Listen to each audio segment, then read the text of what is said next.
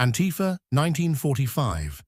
How America Fought Authoritarianism in World War II, but the right has adopted their views.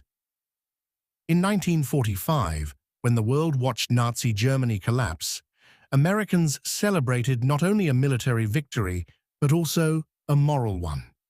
The US and its allies stood proudly as liberators against fascism, authoritarianism, and racial supremacy. Soldiers wore the anti-fascist badge not as a fringe identity, but as a shared mission.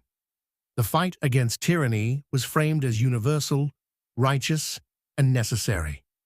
Fast forward to today, and the political landscape looks very different. The term Antifa has been weaponized by the American right as a slur, stripped of its original meaning and transformed into a catch-all for left-wing dissent. Ironically, the very same political movement that brands itself as patriotic has embraced many of the authoritarian tactics and beliefs the US once sent millions of young men overseas to defeat. During the Second World War, fascism was defined by the exaltation of the state, the suppression of dissent, and the scapegoating of minorities. These ideas were not seen as differences of opinion, but as existential threats to democracy. Americans fought and died under the conviction that authoritarianism could not coexist with freedom. Yet in today's America, right-wing movements champion policies that echo those old authoritarian ideologies, book bans that mirror censorship, loyalty tests in education and media, the demonization of immigrants, and the targeting of marginalized groups as scapegoats for national decline. Leaders who once would have been called demagogues are now hailed as defenders of real America. The irony is profound.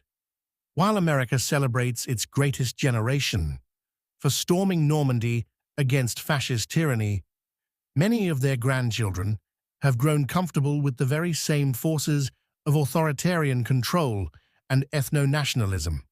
Worse, they cast those who resist such trends, modern anti-fascists, as the enemy within. If America, in 1945, was proudly Antifa, then America, in 2025, faces a moral crisis. The right cannot both honor the legacy of World War II while embracing the ideologies that war was fought to destroy.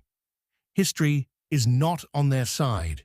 The flag draped over the coffins of soldiers lost in Europe, and the Pacific was not carried for authoritarianism. It was carried for freedom. The lesson of 1945 is clear. Fascism does not fade on its own.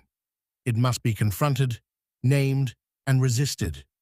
The question today is whether America will remember its own history or repeat it.